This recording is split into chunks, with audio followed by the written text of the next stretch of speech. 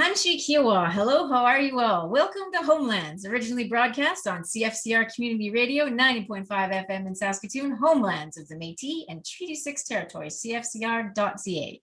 This is your favorite auntie, Andréa Leding Dishni Kashun. My name is Andréa Leding.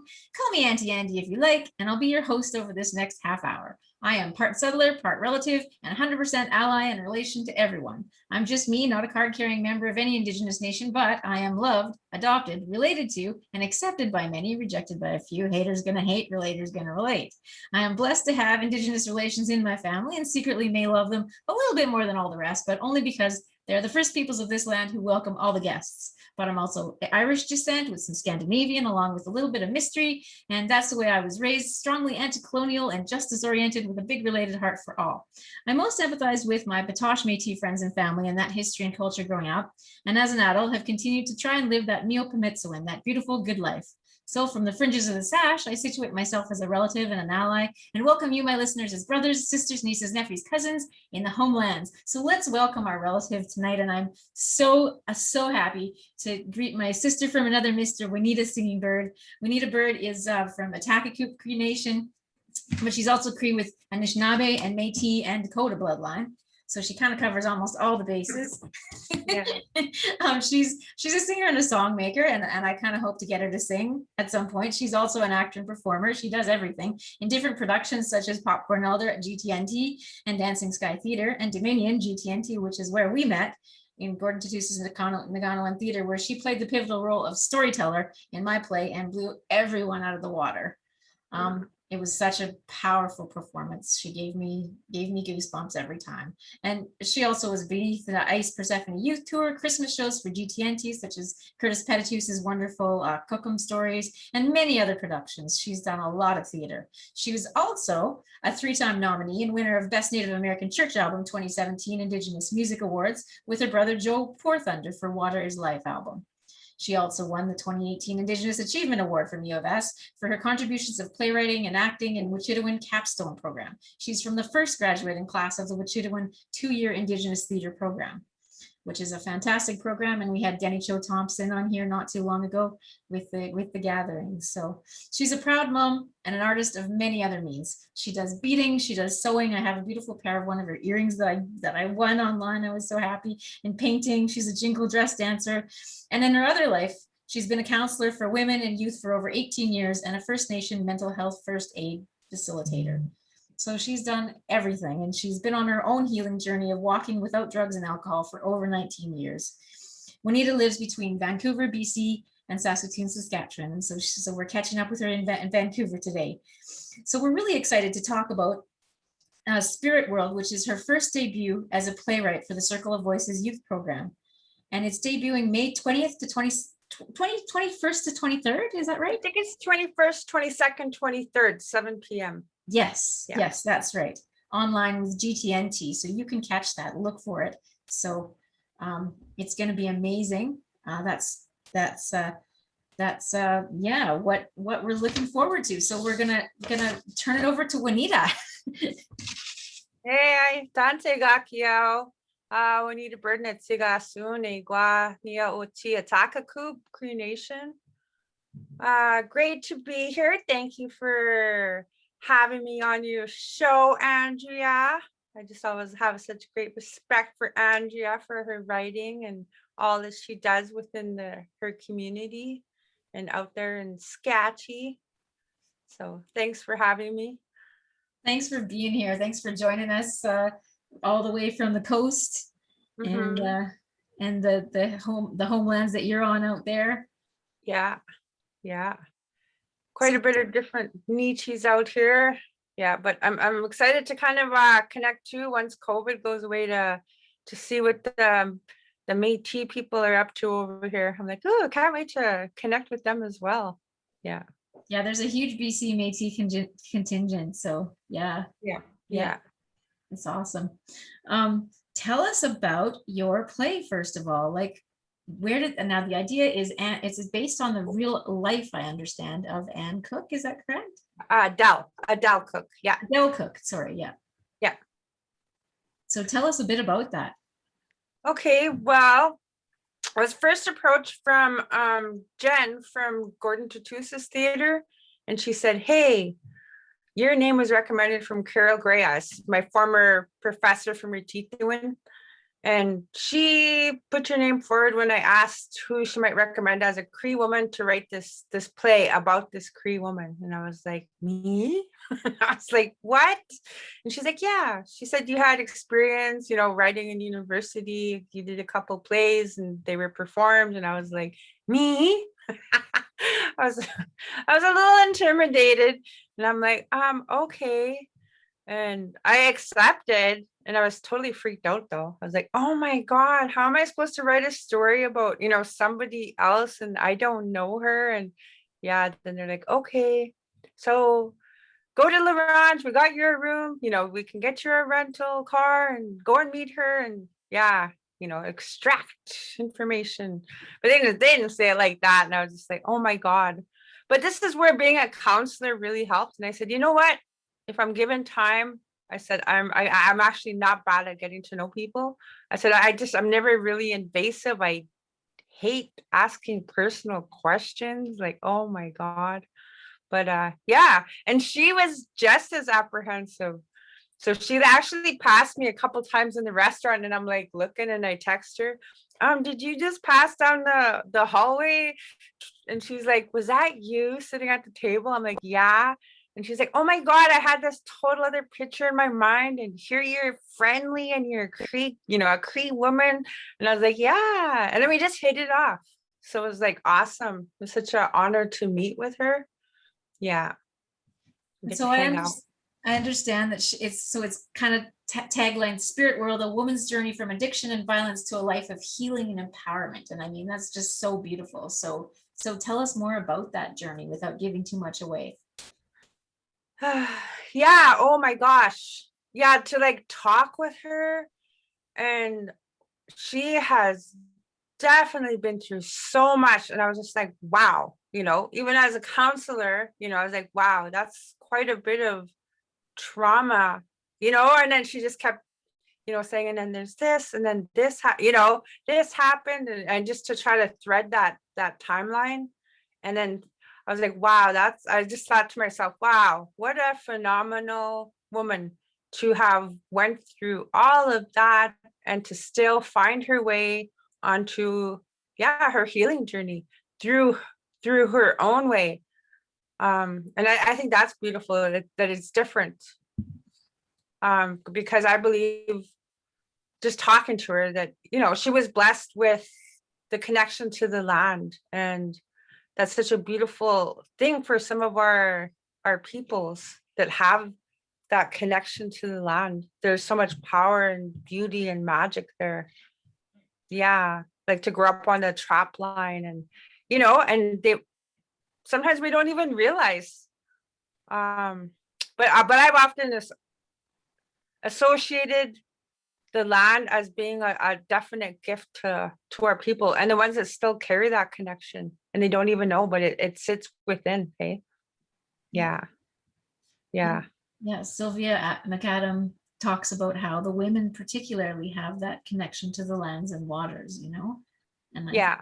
That's really beautiful. And I noticed one of the taglines is, "Some of the most spiritually gifted people are those who are lost on the streets. They're the ones who can help all mankind." And that's a quote from Spirit World. So tell us more about that, because I've always found, like, when I've been in strange cities, that's who I go to, is the people on the streets, and Yeah. even here in Saskatoon, like I always try and stop and talk, Mm-hmm. so Yeah. talk more about that. Well, that's a teaching to our people, right? We to a lot of us, we're given those teachings like within ceremony, and that's instilled too as a counselor, because I also did like outreach on the street. And that's always been a teaching, and so I really wanted to put that into the play, remind us, hey, don't forget the people. Sometimes they're just lost, but as it's even been told in ceremony, but some of the most spiritually gifted people that can help all of mankind they're the ones that are lost. So give them love, give them compassion, give them guidance. And I absolutely believe that. And there's such beautiful teachings. Like my one friend, I'll see him. He said, whenever I need a prayer, he said, I'll go give a cigarette to. I see somebody on the street, and if my spirit says to, he said, I'll give them a cigarette, and I'll say, can you say a prayer for me? And then they're just like, what? And it almost looks like they get woken up, and you almost see like the light come on. Like, yes, I can. Thank you. What would you like me to pray for? And oh, that just gave me the chills. But I, honest to God, have seen that with my own eyes when I present somebody with a tobacco and say, can you please say a prayer for this? I even actually made sure to do that for when we were doing the filming for Spirit World. If I'd see somebody and my heart says, ask them. And I will, and they just like, what? Whoa, yeah, I love it. I love it. It's so powerful to recognize that they're probably very, very gifted. Yeah. Yeah. I used to do that with my kids when they were small, when we were going places, and we would ask them to pray for us, and we would spend time with them. We'd go get groceries together, and yeah, just like a real gift, and it is. And learning their stories. Like they have such powerful stories. Right. Yeah, they do. Totally, totally beautiful. And just for myself, like it says in my bio, I've been on my own healing journey for 19 years. So I was there at one time where I was very lost in my addiction. I've faced homelessness, starvation. I've faced people trying to look down on me and be judgy. So I've been there. And it's almost like I believe the Creator had me experience those things in order to have a wealth of compassion. And, I never forget where I come from. Yeah, we're very strong, resilient people. Yeah. And that's what Spirit World encompasses for Adele's story. She's a very resilient, dedicated Nietzsche woman, Esqueo. Yeah. So it's a very powerful story. Yeah.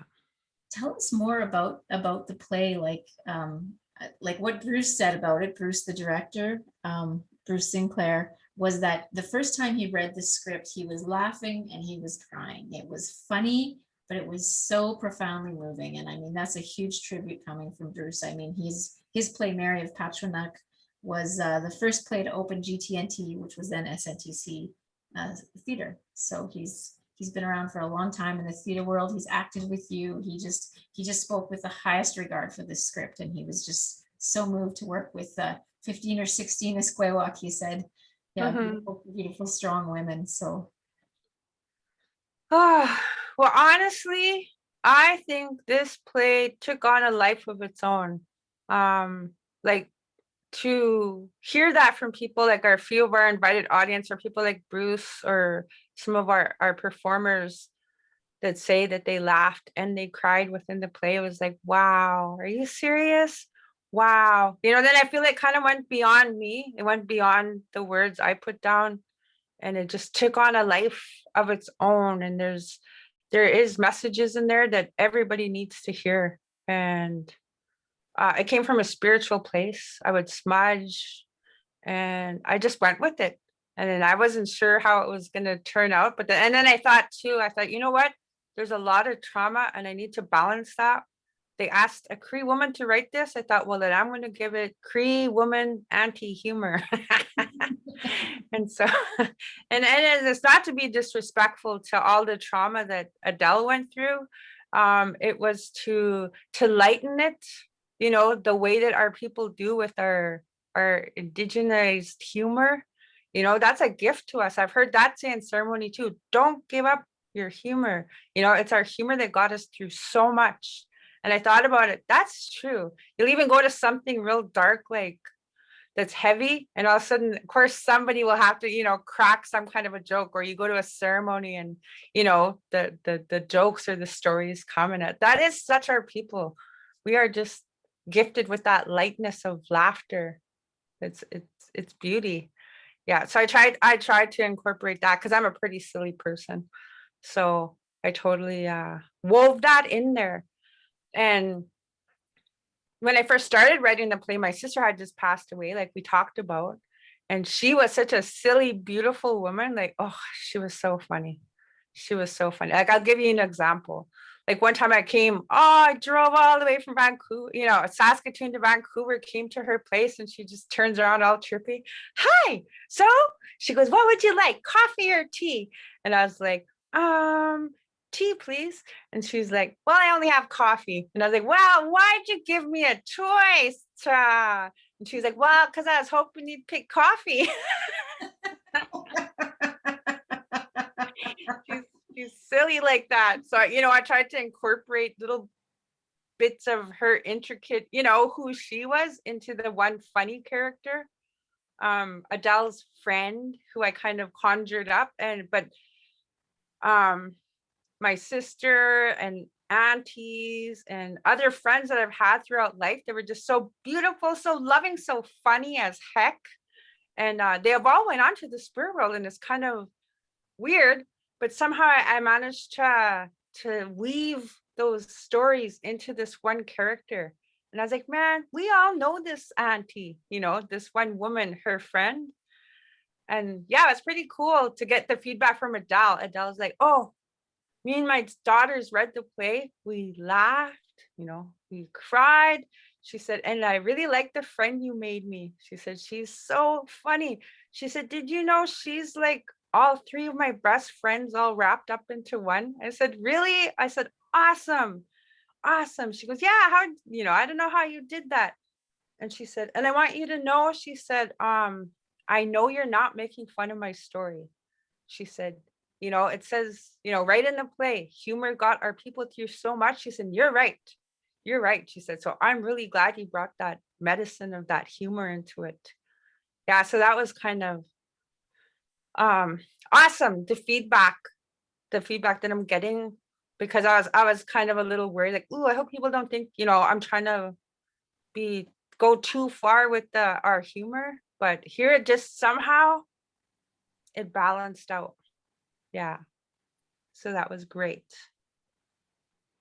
And then in retrospect, after we were done all the filming, I started thinking about the play, and I was like, holy, I was like, you know what? I was telling my mom, and she played in the play. She played the Nookum spirit. I said, you know what? And she was like, what? I said, I just realized all four of the main characters, I said, represent our holistic balance viewpoint. And she said, what? I said, yeah. I said, one character is spirit, you, Nookum, Nookum spirit. I said, one is physical, Adele, everything that she had to go through physically. Mental, we have Vanessa, who's the sister. She's educated, that fierce, educated warrior woman that, drops knowledge and, guides us with that knowledge. And then we have the friend who's emotion, but she's like all about laughter, but she's also like smart. She comes from teachings, grandfather's teachings that she carries. And yeah. And I like how Adele and the friend capture they're not a pair of dummies.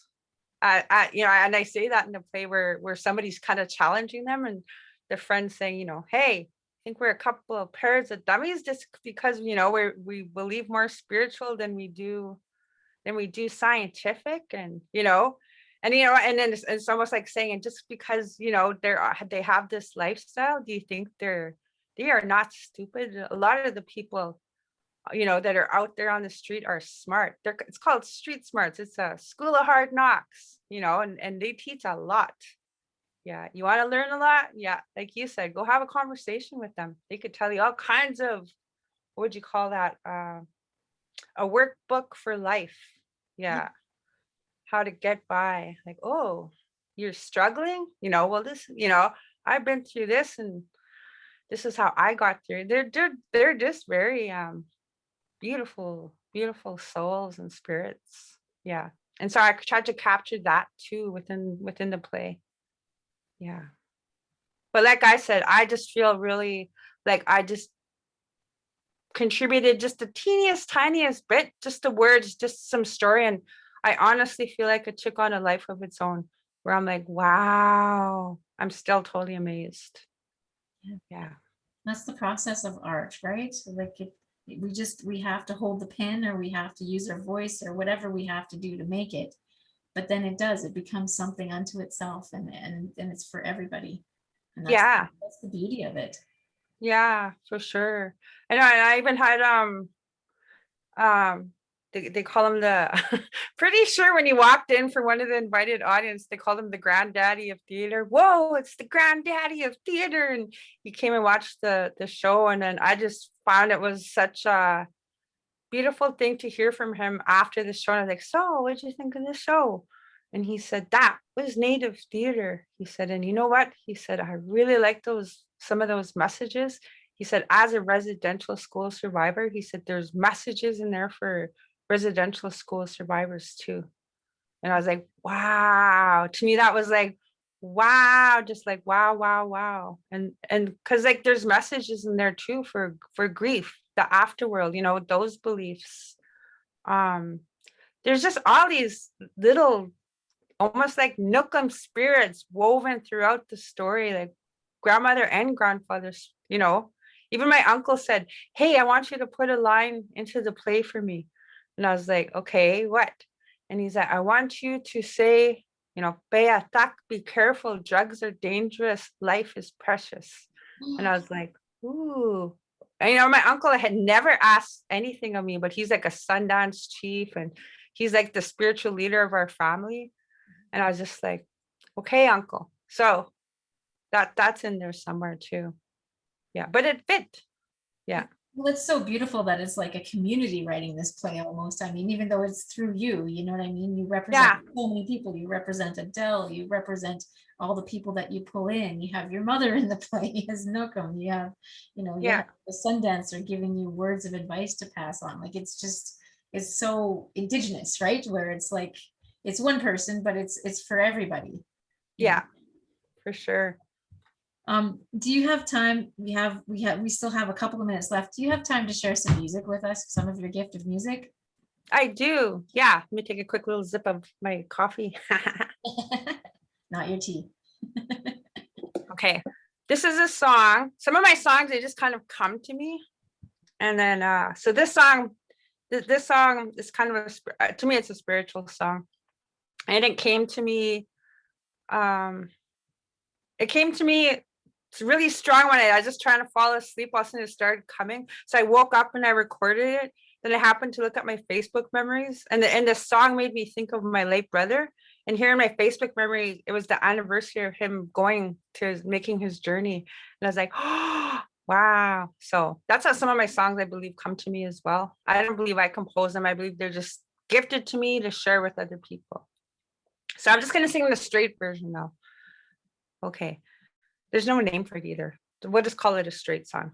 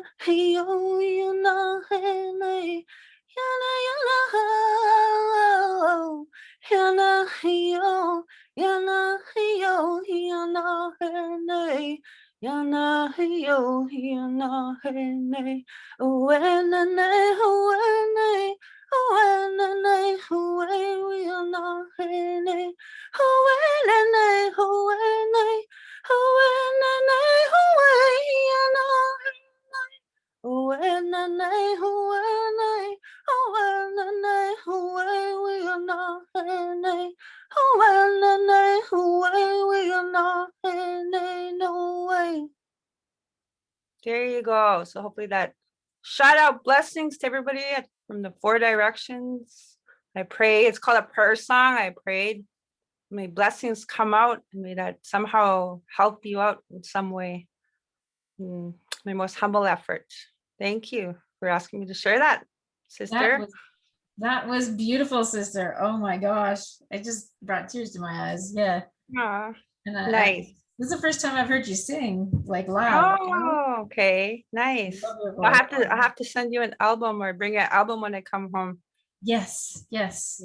Yeah. I know I actually still have CDs. They're like pretty well like legit not circulating anymore, but my producer happened to give me some, and I was like, hey, I'm Nietzsche. I said, there's still people out there that, they still play CDs, but you can also look for me on Spotify, Indigenous SoundCloud. And yeah, I'm out there. If you Googled my name, Wanita Bird, you could get some songs.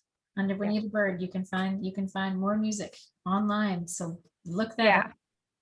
Yeah. And I don't do that for money or anything like that. I was just totally talked into doing that when I first did it. He's like, come on, how many songs do you know? And I was like, I don't know, like 30. And he's like, that you compose? I'm like, that came to me. I don't think I composed them. And he's like, well, they're coming to you for a reason, to share with the people and get out there and, make an album. And I was like, oh, I'm so shy. I don't know. But I did it. And he said, and you don't have to keep the money. Like you can, put it back out into the world somehow in a good way. So I was like, okay. So that's what I did. Yeah. It's cool though. A couple of years ago, producers from Avatar had approached me. I don't know how they found out about my music. That was so wild. I was like, what? Out of all the artists in the world, somehow they found this little Nietzsche girl in, Saskatchewan and my little humble music, and it caught their attention somehow. It never did happen. And that's okay, because I prayed about it. And people say, when if you're not sure about something, pray about it. Is this going to be good for me, my family, my people? If so, I'll take this blessing. But if it's not going to be good for us, then maybe take it away. And that's how I prayed right in the ceremony. And it never came to be. People said it still might. And I said, maybe. I said, I had this idea. If it did happen, because people are like, oh, you're gonna, sue in the ass, you're gonna get all this money. And I was like, I said, well, I talked to my kids and said, how would you guys feel if all of a sudden we had money? Because we're just humble folk, hey? And they're like, I don't know, Mom. Kind of like our life, just how it is. And that'd be kind of weird if all of a sudden we had lots of money. I said, well, so how would you feel if we created like this fund for people, like maybe they had a house fire, they needed some kind of emergency money just to kind of help them get on their feet. So, because that was something my late dad, Freddie Spyglass, always wanted to do. We could call it like the Freddie Fund or something. And they're like, yeah, that'd be cool. But it never came to be. So I was like, oh, well, maybe someday in life down the road. And people are like, you never know. Like movies are weird. They're weird people. Sometimes, they'll ask you, you say yes. 10 years down the road, it might happen. I was like, well, then I hope, if that's what's meant to be, then that'll be. I just, I'm not on this earth for fame and fortune. Yeah. But to me, you're famous and fortunate. I do feel fortunate. I love my life. I love my life. I love being an artist, and I love being a counselor. And yeah, I feel when we do creators work, you get the most fulfillment. Yeah. That's a beautiful note to end on. So thank you so much. The time has just flown by, but Kishi Marcy, to our relative tonight, Wanita Bird, and you can find her on Spotify. You can watch Spirit World on May 21st to 23rd, 2021 at 7 p.m. GTNT's Facebook and YouTube. Niwagamaganak, all my relations, and believe me, we are all related, so act like you've got relations. This is Andy signing out from Homelands, originally produced on CFCR Community Radio 90.5 FM in Saskatoon, Homelands of the Métis and Treaty 6 territory. You can find excellent programming on Indian and Cowboy podcasting. Follow us on Twitter at Métis Homelands. Email métishomelands@gmail.com, and also watch this on YouTube. Subscribe today. So thank you for listening, and Akoshi Kawapa Matina Waumina. That's all. We'll see you later. Hi.